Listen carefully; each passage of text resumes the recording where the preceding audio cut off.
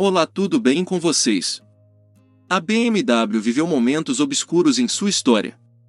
Não esconde que contribuiu para a indústria armamentista durante o regime nazista, nem que usou mão de obra de 50 mil trabalhadores forçados prisioneiros de guerra e de campos de concentração. Na verdade, isso trouxe grandes consequências para a fabricante, que correu risco de desaparecer e quase foi comprada pela rival Daimler, proprietária da Mercedes-Benz. O pior, ela passou anos sem produzir automóveis. Criada em 1916, a BMW iniciou suas operações fabricando motores para aviões.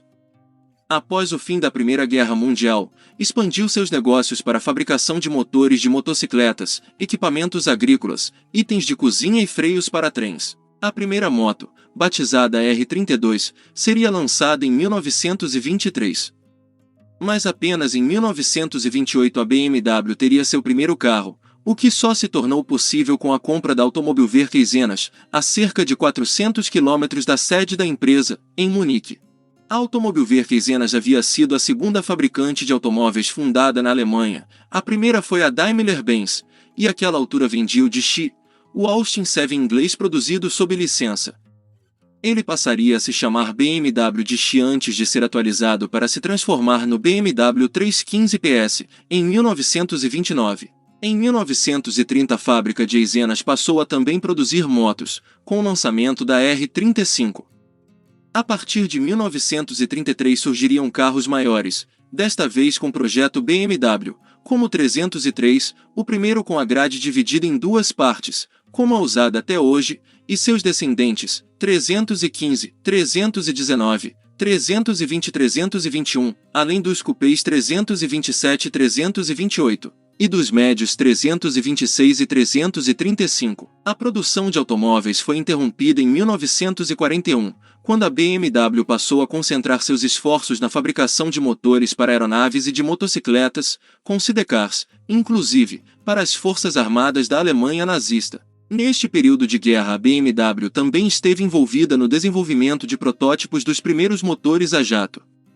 O Heinkel HE-162, um dos primeiros aviões a jato do mundo, tinha turbina BMW. As fábricas da BMW foram fortemente bombardeadas durante a guerra e suas instalações restantes na Alemanha Ocidental, em Munique e em Berlim foram requisitadas pelos soldados aliados. Como a BMW havia sido classificada como uma empresa de armamento, foi proibida de produzir veículos a motor ou aeronaves e suas máquinas e ferramentais foram desmantelados e confiscados. Eles sabiam que não eram exatamente armas. Ingleses levaram projetos da BMW e, não por acaso, em 1947 surgiu o Bristol 400, tinha motor 6 cilindros do 328, chassi do 326 e carroceria inspirada no 327, mas com leve toque britânico. A solução encontrada pela BMW para seguir operante foi voltar a produzir utensílios domésticos, panelas, frigideiras e bicicletas com o alumínio que havia sobrado dos anos de guerra. A essa altura a fábrica de Eisenach, que estava dentro do território da Alemanha Oriental, havia sido incorporada pelos soviéticos e renomeada para Sowjetische AG Maschinenbau Autovelo, assim como uma fábrica da Auto Union na Saxonia.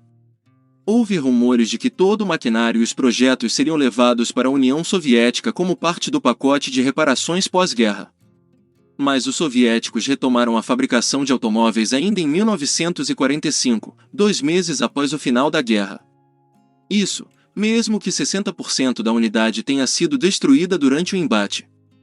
Ressurgiram em 1946 e em 1949 lançaram o BMW 340, um 326 com frente traseira modificados pelos soviéticos e sem qualquer identidade com os outros BMW. Apesar do logotipo na grade, estava claro que a fábrica da BMW em Eisenach não estava mais sob o controle da BMW. O fato de a BMW em Munique ser a real detentora da marca não importava aos soviéticos. Mas isso acabou graças a uma disputa judicial aberta pela BMW de Munique na corte da Alemanha Oriental. Sem argumentos fortes, a Autovelo acabou proibida de continuar usando o logotipo da BMW em 1952. Contudo, a fábrica de Eisenach foi deixada para o governo soviético e acabou assumindo o nome EMW, de Eisenacher Motorenwerk. O logotipo era praticamente igual, mas trocava a cor azul pela vermelha. Como a fábrica de Munique ainda não produzia carros, Todos os BMW fabricados entre 1945 e 1951 são, digamos, versões piratas produzidas pelos soviéticos. Mas a BMW seguiu produzindo carros com o projeto BMW até 1955, quando a ação judicial foi finalizada em favor da BMW. A fabricante mudou de nome mais uma vez, para VEB Automobilwerkzeugen, AWE, e passou a produzir carros baratos. O primeiro deles foi o Warthog 311 Sedan, derivado do Zifa 309. Este, por sua vez, havia sido criado sob o projeto do DKV F8 que era produzido na fábrica da Auto Union tomada pelos soviéticos. Não por acaso, os Warthog usaram motores 3 cilindros 2 tempos, como os DKV brasileiros, até seu fim, em 1991. Os 6 anos de produção de automóveis paralisada também serviram para a BMW por acaso em ordem. Com a produção de utensílios domésticos, conseguiu permissão para voltar a fabricar motos a partir de 1948, ano em que a BMW produziu 2.398 carros. Enquanto isso, seus executivos trabalhavam em 3 propostas para retomar a produção de automóveis. Diretor técnico da BMW e responsável pela fábrica de Milberthof em Munique, Kurt Cobain Donato pensava em produzir modelos antigos de fabricantes ocidentais sob licença e comprar maquinário ao longo do contrato de produção. Ele chegou a ter conversas com Ford e Simca. Já o engenheiro-chefe, Alfred Bonin, desenvolveu o protótipo 331, um carro pequeno com motor de 600 cm3 de motos BMW e câmbio de 4 marchas. Mas a ideia foi vetada por Hans Grevenig, diretor de vendas da empresa. Grevenig, banqueiro que já havia comandado a Opel, tinha uma visão diferente. Apesar de toda a dificuldade financeira da Alemanha naquele momento, sabia que a BMW não teria, naquele momento, capacidade de suprir a demanda por carros baratos.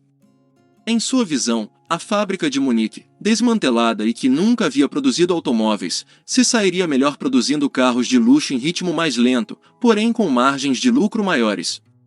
Na prática, não era uma estratégia muito diferente daquela adotada antes da guerra. Bonin e sua equipe voltaram às pranchetas e desenvolveram o BMW 501, apresentado no Salão de Frankfurt de 1951 e lançado no ano seguinte. Por não ter prensas, precisou comprar da carroceria Baur todas as peças de estamparia. O BMW 501 era uma alternativa mais barata ao Mercedes-Benz 220, mas ainda assim custava mais de 15 mil marcos alemães, ou 4 vezes o salário anual médio de um alemão naquele tempo. Seu motor 6 cilindros 2.0 tinha 65 cavalos e era uma evolução daquele usado antes da guerra.